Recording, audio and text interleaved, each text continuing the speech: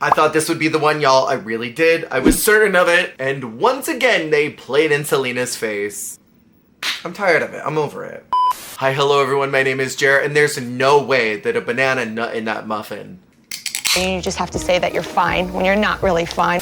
Episode 5 of Drag Race All-Stars 11 got me thinking that we were gonna be in for a surprise, considering that the entire edit was priming me to not know who was going to win. It was all a really fun romp through the production of creating these amazing how-to videos just to ultimately become a copypasta of All-Stars 10's purple bracket. I mean, we're following beat for beat at this point. But before we get into the episode, in unrelated news, during the press tour for Stop That Train, RuPaul hilariously forgot that Ginger Minj had won just last year's All-Stars bracket, asking her if she's participated in the bracketed system. It is such Miranda Priestley in Devil Wears Prada 2T, because this is a diva who just clocks into work, does her job, takes her lunch outside, and clocks the f out and goes home. And on one hand, I respect that. But on the other hand, a lot of y'all have been trying to gaslight me for years that RuPaul is just old. That is absolutely not the case anymore. She just doesn't care. She remembers Trixie because Trixie is a businesswoman and Trixie makes a lot of money. Someone who is in her lane as far as recognizability and wealth and success is going to be on Ru's radar. She's not caring about people that are below her. It was also giving me a little bit of Chanel. These are my minions. I don't know their names. I don't care to know them. Also, if you are subscribed to the Patreon, I've decided to keep quite a bit of the cut content that I usually remove for time here on YouTube. So if you are over there, you are not only getting early access to posted videos, but also some exclusive content as well. So thank you for supporting if you are that direction. This week on All-Stars 11, the Pink Bracket are tasked with creating how-to videos in a similar vein as a YouTube helpful video for when you just don't know the answer to something. The videos are meant to teach the children a subject of the Queen's choice, and a lot of the Queens chose food. They're meant to keep the videos fun, short and simple so that they ain't yapping, and they're meant to be informative. This is an interesting maxi challenge because it's a sort of in-between of some of the non-branded product challenges like we've seen in Belgium or Italy where they are just pitching a product. But there's also a little bit of that personal branding like those viral videos of season 7 of All Stars, where the queens had to create whatever they wanted as long as it was a TikTok style dance video. So it's like a conjoined twins of both of those, but it doesn't necessarily need to be branding because that didn't weigh into deliberations whatsoever. And it did seem like a lot of them were prepared for what they were going to do. So I'm guessing that they were told ahead of time so that they could prep whatever costume they wanted to wear for that. And for what I am looking for as someone who does YouTube is looking for a video that has a hook. What is gonna keep me invested to keep watching past that 5-second mark?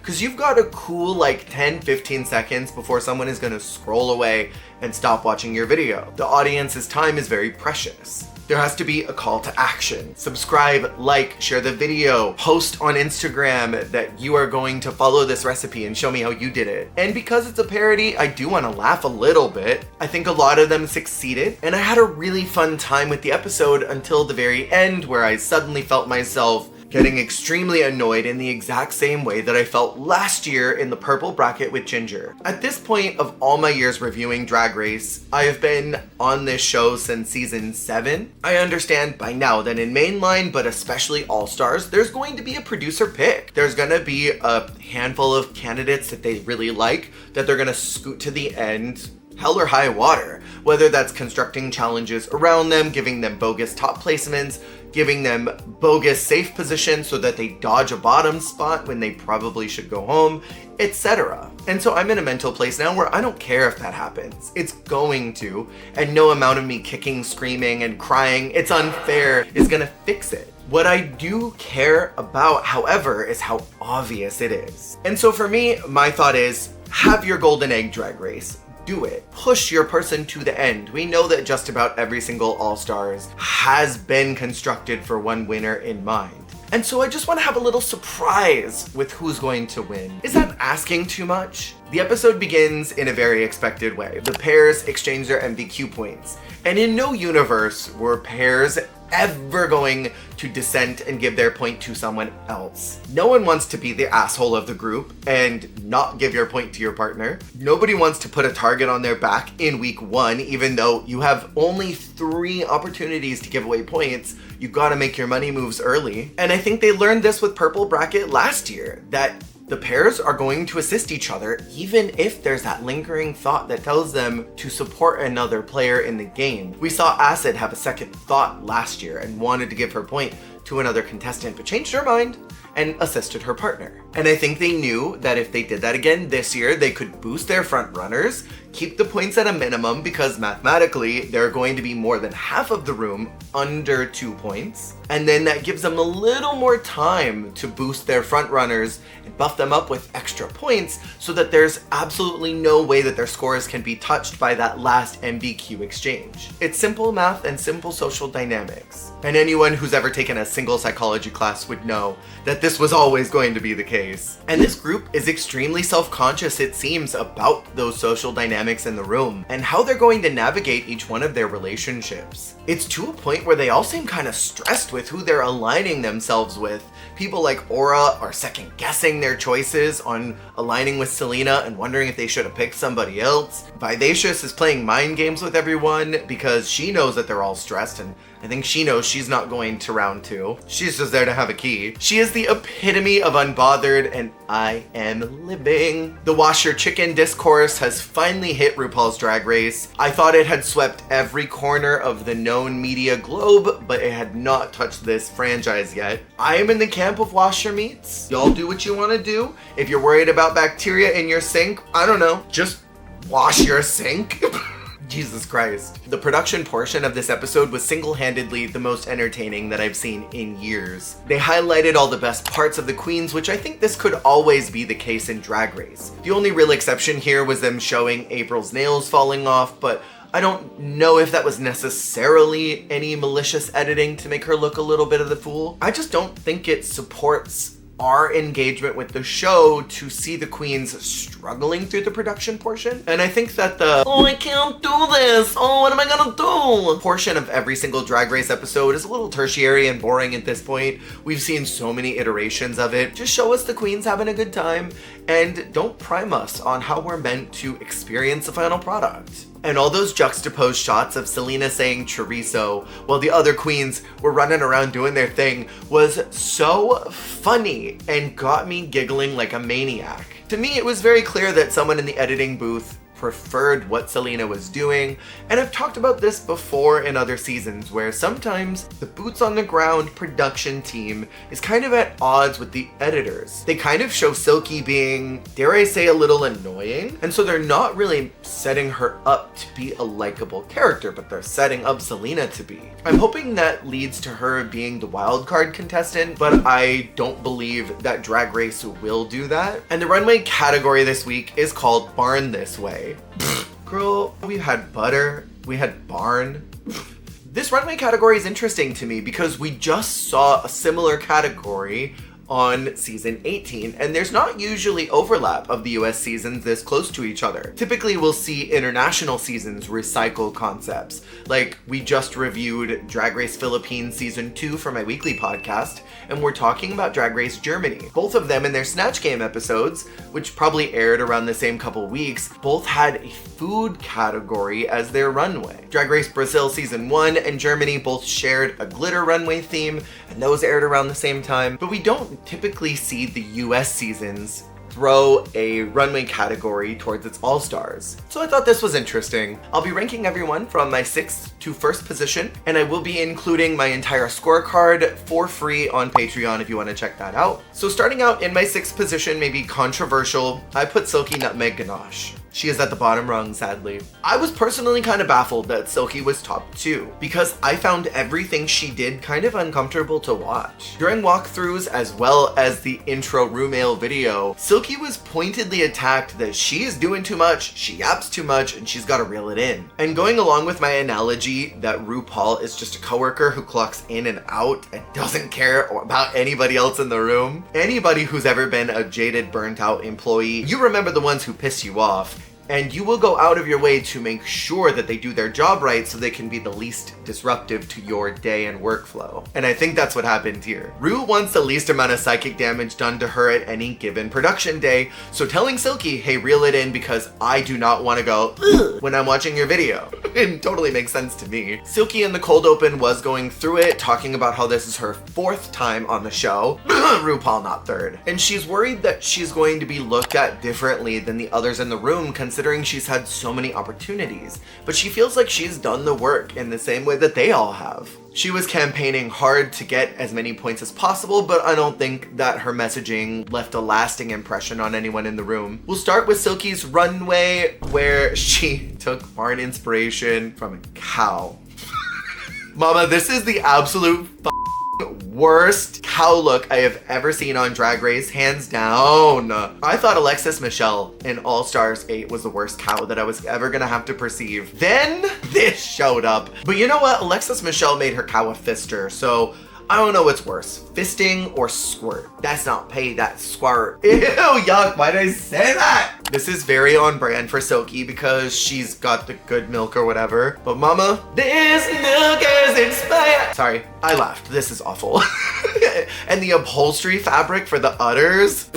This look is an entire chop. I'm so sorry. And then in the challenge, I found myself asking, who is your target audience? Because this was specifically pitched as a YouTube how-to video, the most important thing when constructing any video is remembering first and foremost, before you even start scripting, who is this for? The video inspiration started out as her baking a cake for an ex, only for him to not give her any attention on her birthday and she broke up with him. I don't really know what the humor is in that. It's just sad. You could maybe turn that story into some really self-depreciating humor. How to be a desperate girlfriend. And then you bake all of your comedy. It's a cake challenge baking, sorry. Is that you are showing how to stay desperate for your man. You bake him a cake even though he doesn't pay attention to you. You talk, not with an extra in the room, about how he doesn't pay attention to you. He doesn't do this, he doesn't do that. And you're just gonna keep doing it for him because it's gonna get his attention. That frosting on the cake is gonna be so good, he's gonna forget that he's frosting someone else's cheeks and not yours. And then right at the top, please don't break up with me again, etc. Do you see where I'm going with this? And so I just don't understand who the demographic was for this video. Her video is entitled How to Decorate a Cake for a Boy. The whole thing was giving me crunchy video acting challenge. It was supposed to be a video that people tuned into, potentially share with their friends, and also be informative and or funny and or both. But it was overall just cringy for no reason. In my opinion, that extra person sitting on the counter, her inner psyche, did not need to be there. And why would anyone ever want to make a pastry for someone who doesn't like them? I have 4 words. Just on him. The video was also a chop. In my 5th position, and y'all are gonna lose your minds, is Crystal Method. Let's talk about the runway first. She's so unserious. The one thing I appreciated is that she did the Katya leg kick, if y'all will recall, to the green runway when she kicked her leg all the way up and they put that sound effect in. Crystal really knows how to tickle that part of Rue's brain that only an iPad kid would connect with. I shouldn't say only an iPad kid. I honestly hated this, I'm sorry. It reminds me of I'm Like a Bird, which is very on brand for her, but I wasn't a fan of that video. It's like a level of cringe hell for me on Drag Race. It's a chop, I'm sorry. There's a lot of great texture here, but I find the color palette to be a little overstimulating. I don't like how uncanny valley it is. It's a little FNAF-y. It's not for me. And for her video, I also have to know who is the target audience. It was all very lowbrow, seen it before humor, but it's kind of in the same vein as Jinx Monsoon's peanut butter sandwich viral video was. Making a banana split is something that everybody should know how to do, even if you've never enjoyed one before. You're splitting a banana and putting ice cream on it. Like, that's really just like a peanut butter sandwich, it's bread and peanut butter. Where's the mystery? So it's an easy POV to kind of follow along. You're just building in a lot of humor into the bricks of that acting, right? But we're talking about nuts and bananas and getting on our knees, and then the pit crew put their packages in front of the camera center view. Har har. It's just like The pit crew looked lovely and sexy, and I hope that both of them progressed to the second bracket. I just didn't enjoy it. I think I've seen this before too many times. How many times will I have to see a queen get on their knees in front of the pit crew? To be fair, I would too, but that would also be in a room in which there were no others. I do think that there are a couple of people who would share this video with me thinking it was a key, and I would reply, hey, so have you chatted with that therapist that I recommended to you? Because they really did some wonders for me. I'm kind of just bored with the queens doing things for the simple reaction of Ru saying, that was so stupid, I love it. Now the next 3 placements are all tied identically for points. So it all came down to what videos would I show my partner who hates modern Drag Race. In my 4th position is Mayari, who's definitely getting in her own head about aligning herself with Selena. And to be fair, I get it. If I had decided to align myself with someone and then I saw them walking around the workroom whispering in people's ears, I would think they're playing me. They think I'm a fool. I think she's seeing the other bonds forming and regretting the fact that she did not establish any other lines of communication early on. Those building blocks had to be done in week 1 and she just didn't do it. And so I would be thinking, who can I trust in this room? Probably no one. This is not going to be in the cards for me. On the runway, Aura is presenting a barn owl, which I swear we just saw Athena do this in season 18 to a much grander scale, and I remember being obsessed with that look. I love the chest and the wings. It's all very whimsical. I don't know about the headpiece though. I think it's a little distracting and it doesn't quite read owl-like. The skirt drape is very nice, but I just think the look needs to be streamlined just a bit more from the waist down and the neck up. But I will say that makeup is deadly, and I don't agree with Carson at all regarding the color palette. I like the whites of this look. I don't think it needed any earth tones to break up the colors. Overall, I like how regal this looks. It's a slay of a look. Aura's video is entitled How to Survive a Zombie Apocalypse. I liked the first zombie punch out. A lot of the slapstick humor was very like tee-hee, boom-ch. And I liked her naming the fight moves after members of her original season, Anitra and Sasha. Those were very funny callbacks. And of course, the hair thing is very funny. It was all a bit goofy, but I don't know if that's a problem on Drag Race. What I loved is that she revealed a bit of her own personality, that she loves zombies, that she thinks about them before going to bed so she can dream about being in the apocalypse. And you know what? This video is not totally nonsensical or out of the realm of possibilities, because in the Daryl Dixon spin-off of The Walking Dead, Paloma made a cameo appearance. Where are they getting makeup though is what I want to know. But this was the kind of video that I would definitely watch at least once. I would giggle about it, I'd mention it on a Twitch stream, and then someone would say, oh, I saw that video too, and we'd move on. And I certainly would not show it to my partner because he would hate something like this. The video overall branded herself well because the combat moves were based around dance and she is a dancer, and so I think it was smart branding even if the judges didn't care about that. In my 3rd position is April Carrión, who is a bit of a mess this week. She just talks. She just says whatever. She has amplified the reading in the room and keeps going after Silky. I think she knows that she's cooked, so she's just trying to get whatever screen time she can while she's still got the ability to do so. She mentioned during creatives that she's not very good at things that Drag Race typically wants. She doesn't even cook. And so it made me ask, what do you do successfully? Some people are very good at drag and some people are very good at Drag Race. And sometimes those things intersect with each other. April is way out of her depth here. I think she was barely prepared for season 6 of Drag Race. But now with how finely manicured everything is on the show, she's just barely floating above water and she's not prepared to be in this environment. I think she's very good at drag. She's very cute. She's got a lovely personality, but I just don't think that she's right for what Drag Race needs. And during walkthroughs, Ru says that April has become a daddy. Words used to mean something, chat. April is very handsome outside of drag. Those slutty beach pics that got posted very recently were hot. But daddy?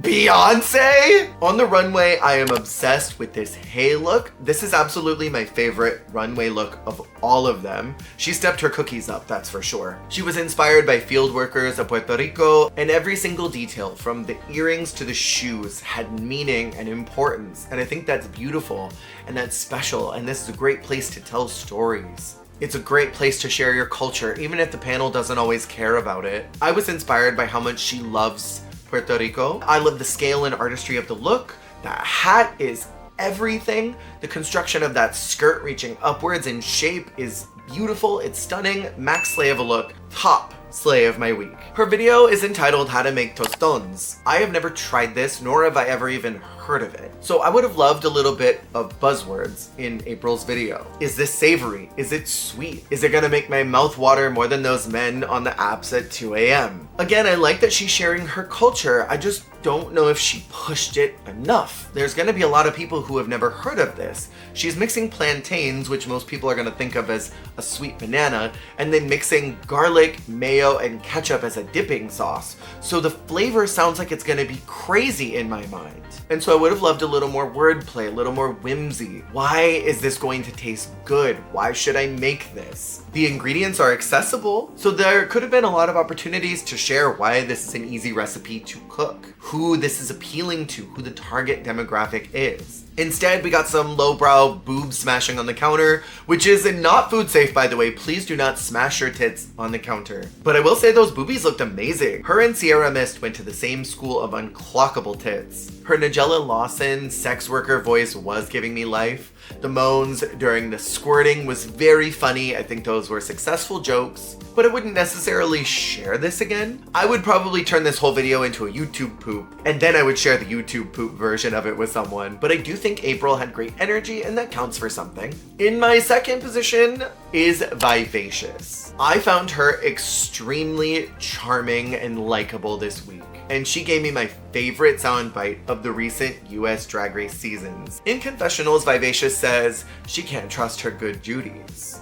Or good Judas. Bitch! Oh, wait a minute, bitches. These preseason 9 logo queens just know how to deliver authentic, fierce, and unforgettable moments. On the runway, Vivacious is serving the children tractor! Top! This is ultimate levels of camp, and it made me laugh so hard because it's ridiculous, but it's trying to be serious. This isn't just dumb humor to make Rue go, huh. It is taking itself so seriously, and it's fabulous. And this mug, the only woman on earth. I love how absurd this look is, and I like that she took such a different route from what she presented last week. Maxley. Rue encouraged Vivacious to loosen up and to give a little more authenticity during the challenge, and I don't think she was successful in that, but what I will say is that this was leaps and bounds stronger than her demonic head in a box from season 6. Vivacious's video is entitled How to Make Jerk Chicken, and I don't care what any of y'all say. I would watch the hell out of this video again. Her low energy delivery reminded me of this bougie woman on TikTok who cooks food in the most monotone voice possible,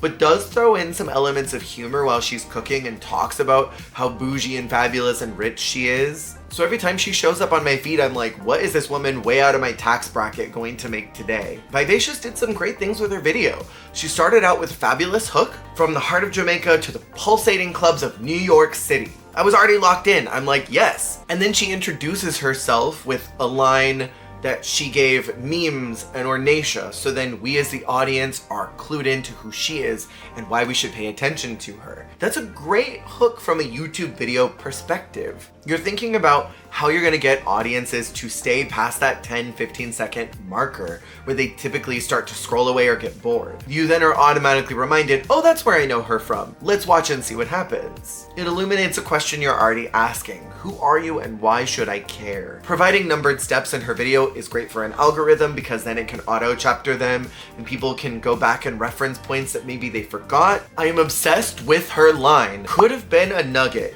Could have been a contender.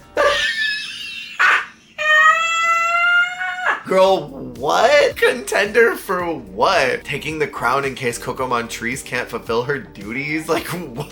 A contender for what? She was so earnest in her delivery and approach to this challenge that it worked humorously for me. I would watch this again and again and again. I enjoyed the subversion of the dirty humor, which was just enough that anyone paying attention that knew would understand, but was subtle enough that the algorithm wouldn't necessarily flag it for adult content and demonetize it. I think she was a great time. She fulfilled every checklist of the brief for me and did exactly what this type of prompt was calling for.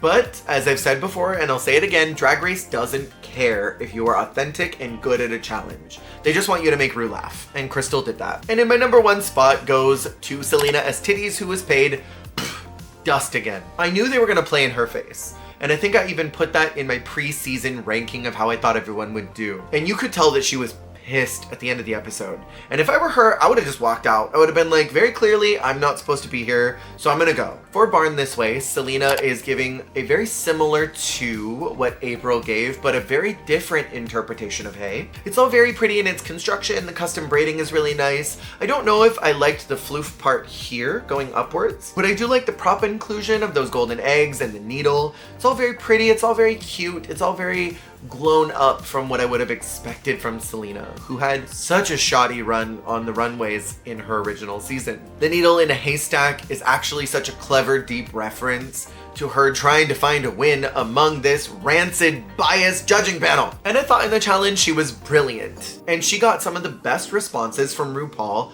during and after the video. So when they called her name as safe, I could not believe it. Yet again, well, I could believe it, but I was still upset about it. Her video is entitled How to Keep Your Man from Cheating on You. I would click this video. I would want to see what this drag queen had to say. And I loved that it completely subverted expectations. It wasn't any clever advice on how to actually maintain a relationship. It's all a comedy video that if you keep him tied down and you feed him food that's gonna make him fart, no one's gonna want to top him. He's gonna be stuck with you because you forced him to.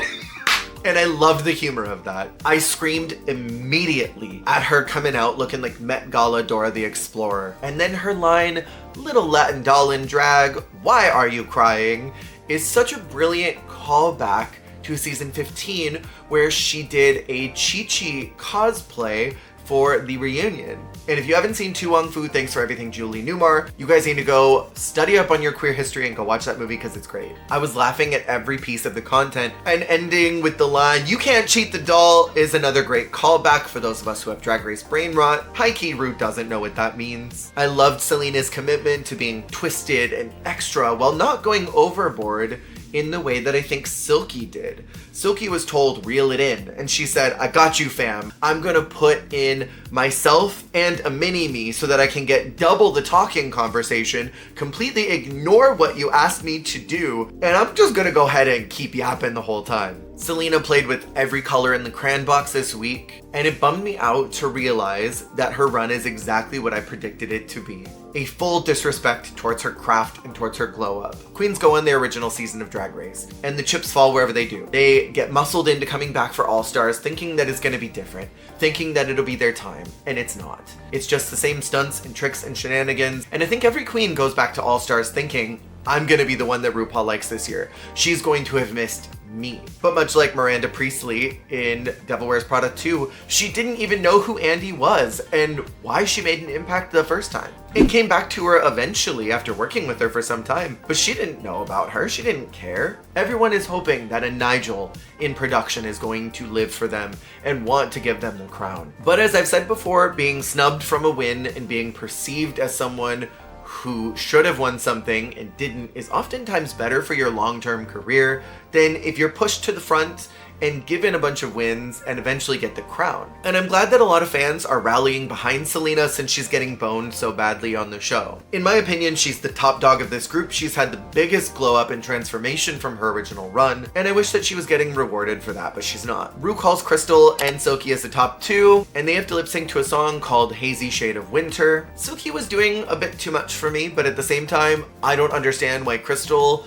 was a werewolf with titties out. Werewolf summer, am I right, boys? Silky is called as the winner after doing a lot of flag tricks, and you could tell that Selena was mad as hell. That whole time during the lip sync, she was practically folding her arms. You could tell that she probably wanted to, but she wanted to remain as professional as possible because you don't want to get the edit that you're the salty loser. But honestly, I would have left already. Both episodes of Pink Bracket have made me think, oh, the outcome is going to be closer towards reality, but neither week panned out in what I feel were favorable or reasonable ways. And I think that has a lot to do with the edit. The edit is priming us to believe that someone else is going to get a win or get a high placement, and then they pull the rug out. And Drag Race has been relying on this editing trick for a while, and I think it's time to just start editing the way that they used to. Prime us who's gonna win, because I think it just leads to a frustrating outcome when they make us think that it's in the cards for someone else. Unless their goal is to undermine the judges and the boots on the ground production and make us as the audience root for someone so that we'll